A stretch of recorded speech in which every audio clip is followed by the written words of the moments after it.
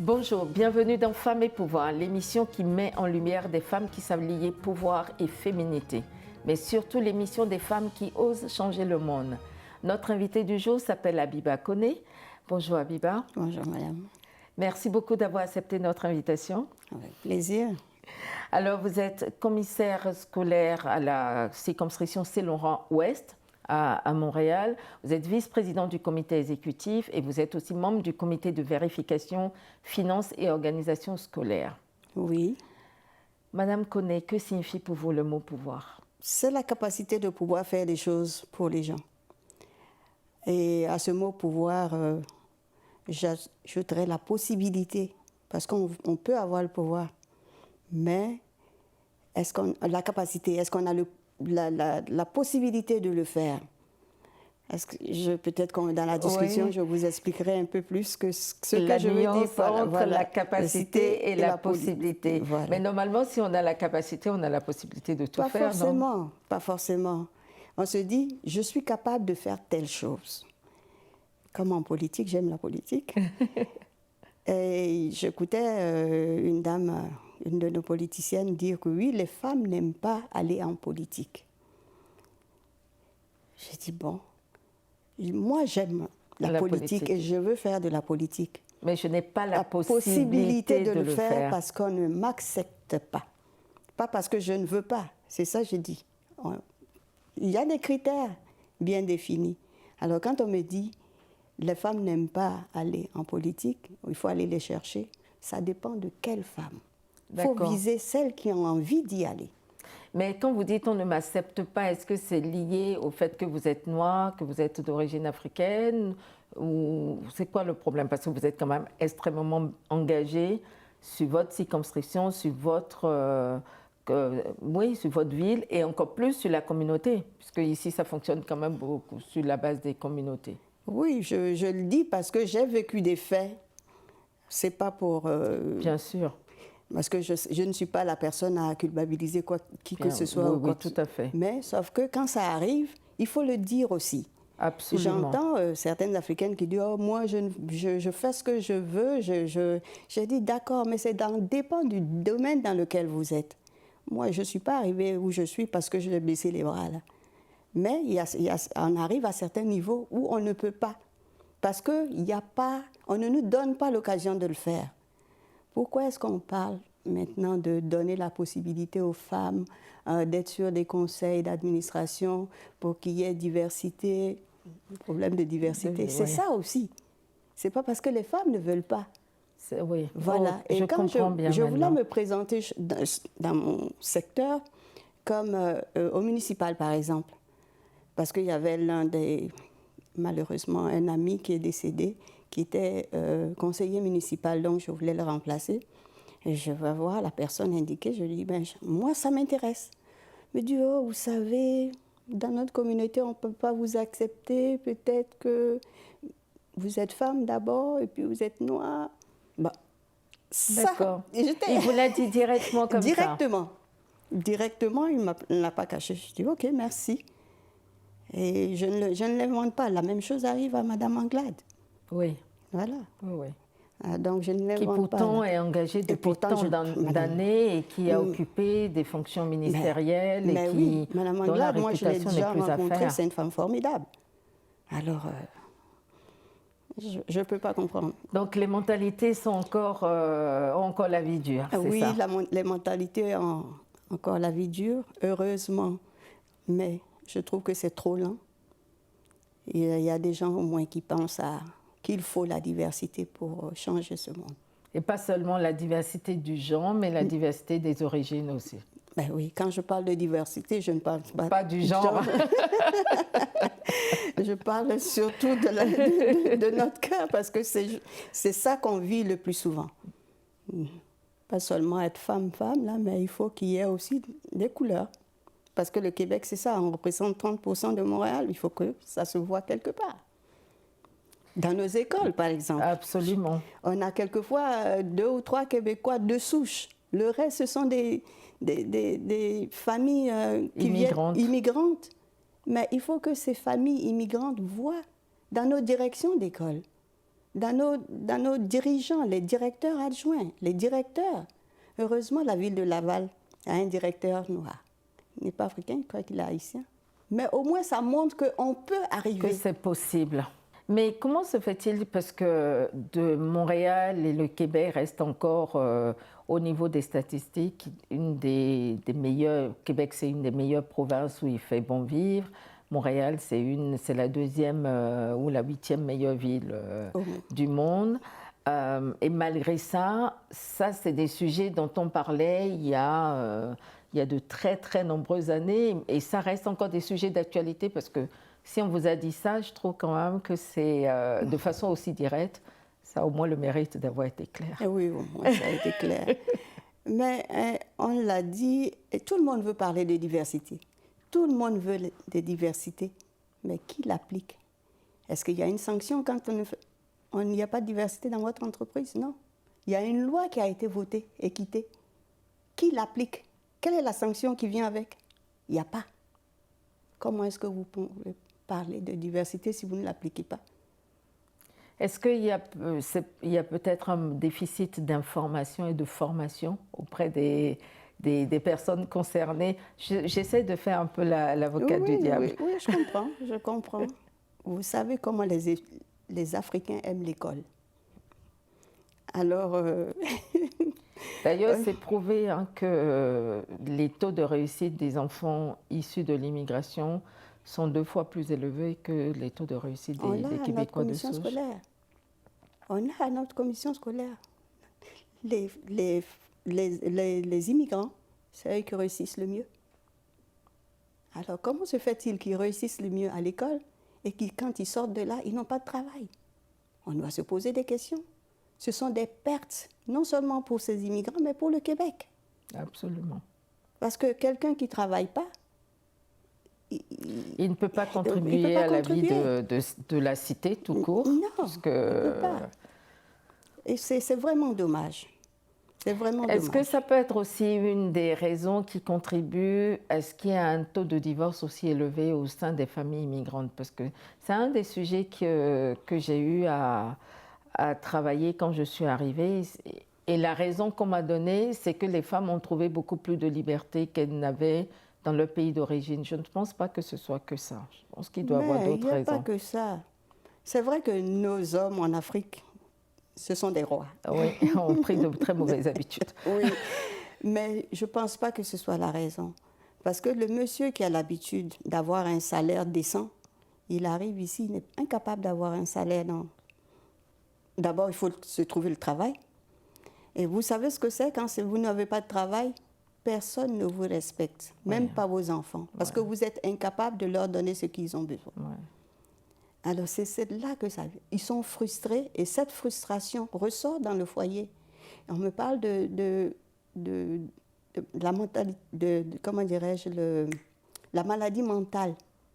Je leur dis, écoutez, c'est parce que rester à la maison, qui est-ce que vous rencontrez quand vous restez à la maison? La meilleure manière d'intégrer un immigrant, c'est le travail. C'est pas le travail. S'il n'y a pas de travail, vous ne pouvez pas vous intégrer. On me dit, oui, ils s'entassent dans un ghetto. Je dis, vous pensez que je n'ai pas envie d'habiter à Westmount? Oui, mais je n'ai pas les moyens parce que je n'ai pas le travail qui va avec. Donnez-moi du travail qui va avec, vous allez voir si je n'habite pas à Westmount. On dit souvent que les femmes qui ont du pouvoir, qu'elles ont dû sacrifier quelque chose.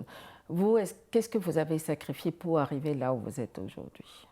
Je pense que sacrifier... En fait, je ne pense pas que je peux parler de sacrifice, mais peut-être que c'est un sacrifice aussi. Mais les parents, voyons les immigrants, quand ils arrivent, en général, ce sont des gens qui avaient de bonnes situations. Ils ont laissé pourquoi? Parce qu'ils se sont dit, avec nos politiciens que nous avons en Afrique, il n'y a pas de futur pour mon enfant. Et ce futur, je veux que mon enfant l'ait. Le Canada est un merveilleux pays pour ça. C'est pour ça qu'ils se disent, mais j'ai sacrifié mon travail, j'ai sacrifié ma vie de famille pour venir ici pour mes enfants. Je pense que dans ce cas-là qu'on peut parler de sacrifice. Alors, n'importe quelle femme. Moi, je me dis, une femme, quand elle rencontre un homme, elle commence déjà à penser, est-ce que si je pousse ce monsieur, cette personne, ça peut être le père de mes enfants. Oui. Donc, c'est dans ce sens-là. Alors, je pense que oui, c'est dans ce sens qu'on parle de sacrifice. Mais parce que sinon, si on a envie de travailler, c'est une question d'organisation. Même si, moi j'ai vu des Africaines avec lesquelles j'étais à l'université. Elles sont mariées, elles ont plusieurs enfants, elles travaillaient, elles allaient à l'université. Mais est-ce que c'est parce qu'elles ont eu la chance de tomber sur des maris qui étaient aussi à l'écoute, qui les ont soutenues? Parce que ça ne pourrait pas se faire seul quand même. Bah oui, il faut avoir un mari qui vous aide et qui vous voit réussir dans la vie. Parce que ça, c'est très important. Ça, c'est très important parce que beaucoup de femmes qui sont passées par l'émission ont parlé de l'importance d'avoir un compagnon ou un conjoint qui rentre dans votre vision et qui vous accompagne dans la concrétisation de celle-ci. Oui, je suis bien d'accord avec ces dames-là parce que quelquefois, malheureusement, quand les femmes vont généralement avec le cœur, on te choisit un homme, mais qui devient un peu un concurrent au lieu de vous aider. Alors ça, c'est dommage, parce que ça ne devrait pas exister. Tout à fait. Quand on aime quelqu'un, on doit aider cette personne à réussir. C'est ma conception du couple. Normalement, ça devrait être la conception de tout le monde, mais malheureusement. On va marquer une petite pause et on revient dans quelques instants.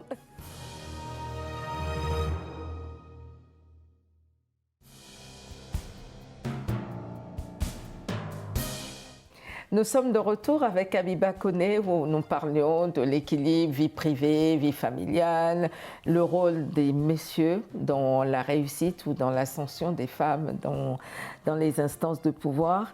Est-ce que vous pensez, Habiba, qu'il pourrait avoir aussi une responsabilité de la part des organisations publiques pour faciliter l'ascension aussi des femmes dans les instances de décision? Bien sûr. Plus qu'il n'en faut même. Plus qu'il n'en faut.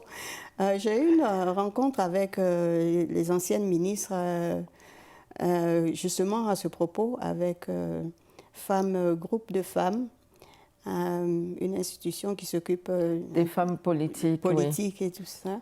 Alors, qu'elles avaient organisé cela pour nous demander qu'est-ce qu'on pensait des quotas. Je suis Justement, j'allais vous le demander. Je suis pleinement d'accord. Parce que regardez ce qui s'est passé pendant les 25 dernières années. Il n'y a pas de quotas. Est-ce qu'on est arrivé? Non. Non. En France, ils ont des quotas. Est-ce qu'ils y arrivent? Ça commence. Un tout petit même peu. Avec les quotas. Même avec le quota, c'est difficile. Vous voyez ce que ça donne? Oui. Et sans quota? Parce qu'il y a des partis politiques qui sont prêts à payer l'amende plutôt que d'avoir la parité sur les listes, quand même. Mais même avec le quota, on n'arrive pas à atteindre. Qu'est-ce que c'est sans quota? C'est ce qu'on vit à ce moment. Moi, je pense que si on veut vraiment des femmes, il faut instituer le quota. Le quota ne veut pas dire... Même il y a certaines femmes qui ne veulent pas de quota. Bien sûr. Mais je pense qu'elles n'ont pas compris ce que le quota voulait dire. Ce n'est pas dire je vais prendre une femme pour prendre une femme. C'est dire entre un homme et une femme, on regarde, est-ce que cette personne a la capacité d'accomplir cette tâche? Si oui, on prend la femme. En fait, on lui donne la possibilité, comme vous disiez tout à l'heure. C'est ça qu'il faut donner à la femme. Je veux dire, j'ai admiré M. Charest quand il a pris des femmes. C'était 50-50. C'est sûr qu'elles ne sont pas parfaites au début, mais il les a soutenues. Il les a soutenues contre vents et marées. Les gens sur les réseaux sociaux, pas de cadeau, vous savez. Oui. Mais je l'ai admiré parce qu'il soutenait ces femmes-là. Et aujourd'hui, on peut voir la différence que ces femmes-là ont fait dans la vie des gens. Alors, il faut donner la chance aux autres. On ne naît pas politicien, on devient politicien. On ne naît pas ce qu'on est aujourd'hui, on le devient. Est-ce que par rapport à ça, les femmes elles-mêmes, quelle stratégie elles devraient adopter pour devenir ce qu'elles voudraient être, ou pour devenir puissantes, ou pour devenir la femme politique qu'elles voudraient être? Est-ce qu'elles aussi, elles ont une part de responsabilité? Oui, il faut l'engagement. Parce que, en toute chose, comme on dit, il faut vouloir le faire d'abord. Et vouloir le faire, c'est aller dans la direction. Moi, je rencontre beaucoup de gens. Tous ceux qui m'ont rencontré savent que j'ai toujours dit je suis prête. Oui. Je suis prête à aller où j'ai envie d'y aller. Alors donc, je pense qu'ils ont en tête cela. Vous savez comment je suis devenue commissaire? Quand je suis arrivée, je n'avais pas de travail, mais comme j'aime la politique, je me suis dans mon quartier, il y avait les réunions, je suis allée. J'étais membre de Union Montréal, pour ne pas citer. Et c'est comme ça que j'ai rencontré du monde. Et il y avait un commissaire dans mon quartier qui ne voulait plus se présenter. Et le directeur de cette, comment dirais-je, cette circonscription. Voilà, me dit, je l'ai rencontré. Et puis, lui me connaissait, mais la présidente de la commission scolaire ne me connaissait pas. Et elle, quand elle lui a dit, ah, j'ai quelqu'un qui s'en va, mais j'ai besoin de quelqu'un pour remplacer. Elle lui dit, oh, j'ai quelqu'un pour toi, j'ai quelqu'un pour toi. Elle me dit. Il dit, ah oui? Il m'appelle, il me dit, Abi, est-ce que tu veux être commissaire? Je dis commissaire, mais je ne connais rien de la police. Il m'a dit, non, ça n'a rien à voir avec la police, c'est les écoles. Puis il m'a expliqué un peu, il me dit, bon, la présidente va t'appeler et puis vous allez en discuter. Il y a des élections, je dis, mais moi, je n'ai pas peur des élections. Donc c'est comme ça que je me suis présentée pour être élue à Saint-Laurent. À Saint-Laurent. En fait, il faut que les femmes s'engagent, oui, qu'elles n'aient pas peur, en tout cas, qu'elles puissent avoir l'audace de faire. Nous sommes capables, vous savez, je me dis, les femmes sont capables, mais elles ne se rendent pas compte qu'elles sont capables. À quel point elles sont capables. Est-ce que vous avez une phrase, un proverbe qui illustre vos propos, vos engagements ou votre personnalité, ou que vous aimez bien tout court? Que j'aime et que j'aimerais que c'est évidemment l'éducation. Et éduquer une femme, c'était quoi déjà là? Éduquer une femme, c'est éduquer toute une nation. Voilà, ça je trouve que ça résume et ça vous ressemble là, bien. et comme je disais, c'est ça qu'on voit, la capacité des femmes. Comment une femme, elle ne pense jamais à elle, elle pense toujours aux autres. Elle pense aux autres, aux enfants, au futur, avant de penser à elle. C'est vrai. Si vous étiez un homme, une femme d'État, lequel ou laquelle seriez-vous et pourquoi? Malgré tout ça, je n'ai jamais désiré être un homme. Donc si vous étiez une femme d'État, laquelle seriez-vous? Il y a plusieurs. Je pense à Madame Merkel. Parce que je sens en elle une maman, quelqu'un qui aime réconcilier les gens, essayer de trouver le juste milieu. C'est pas pour rien qu'on l'appelle Mouti. Oui, c'est ça. Très bien. Si vous aviez un jour pour changer le monde, par quoi commenceriez-vous? La mentalité. Et faire comprendre aux gens que c'est en aidant l'autre qu'on s'aide soi-même. Quand on fait plaisir à l'autre, je pense que le plaisir est pour nous aussi. Que les gens comprennent que soyez toujours prêts à aider. Ça ne vous enlève rien du tout. Au contraire, ça vous apporte beaucoup. Moi, je vois avec les enfants, rien que les faire rire, le sourire qu'ils me redonnent, je suis au paradis avec ça. Si vous étiez un animal, lequel seriez-vous et pourquoi? Une chatte. J'en ai 2. Et pourquoi? Pourquoi? Parce qu'elles sont très affectueuses.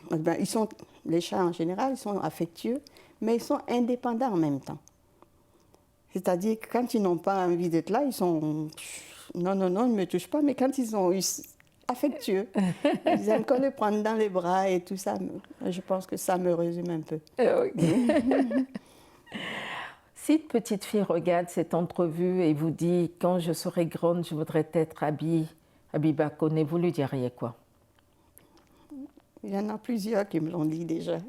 Et vous leur avez dit quoi? Vous savez ce que j'aime. Donc, il faudra suivre ce chemin, l'éducation. Il y a plusieurs jeunes enfants de mes sœurs et frères qui portent mon nom. Et quand elles travaillent à l'école, elles m'appellent. Ah, Tanti, j'étais première. Non, il y a une qui m'appelle et me dit, ah, je veux t'annoncer une bonne nouvelle, je sais que tu seras contente. J'ai dit, tu as été première. Elle m'a dit, oui. Je dis, bah, tu vois, il faut se donner les moyens. Tout à fait. En préparant cette rencontre, on vous a demandé de venir avec un objet, une photo en tout cas, quelque chose qui pour vous symbolise le pouvoir et la féminité, ou le pouvoir tout court, ou la féminité tout court. Est-ce que vous nous avez apporté quelque chose? Le pouvoir, pour moi, le pouvoir, c'est le livre. Une fois de plus, ça rejoint l'éducation. Et là, c'est lequel que vous êtes en train de lire en ce moment? Oh, je suis une rêveuse. C'est un livre de Arthur Clarke, Les enfants d'Icare. Il imagine... je suis beaucoup dans la science-fiction. Ok. Oui, alors vous me voyez un peu dans les nuages. Alors, comme je disais, ce qu'on nous a appris, c'est qu'une femme, pour être libre, il faut que en fait, ton travail, c'est ta liberté. Il faut qu'elle soit éduquée. C'est ton premier mari, ton travail. C'est ce que mon père nous a toujours appris. Ça, c'est ce que toutes les mamans africaines disent à tous les enfants. Oui, on a tous eu ça, je pense. Ton premier mari, c'est ton travail. Et pour avoir un travail, il faut aller à l'école. Il faut avoir les diplômes qu'il faut. Alors, pour moi, ça passe par là. C'est vrai qu'il y a des cas exceptionnels. On avait l'un des plus grands banquiers de la Côte d'Ivoire qui ne savait ni lire ni écrire. Mais lui, il avait un don. Ce n'est pas donné à tout le monde. Oui. Alors, le chemin que moi je connais, c'est l'école. L'école et l'éducation. L'éducation. Alors, Habiba Koné, notre émission touche déjà à sa fin. Oh, déjà. C'est passé extrêmement vite. Alors, pour conclure, vous êtes une femme de pouvoir. Est-ce que vous pouvez me dire en un mot, en une phrase, quel est votre super pouvoir? Mon super pouvoir, c'est que, en fait, ce que je dirais, c'est cet esprit de vouloir partager ce que je connais et ce que je pense que... La collaboration. Et la transmission. Oui, collaboration et transfert. Parce que tout finit par un dialogue. N'importe quelle guerre, ça finit par un dialogue. Pourquoi ne pas commencer le dialogue tout de suite?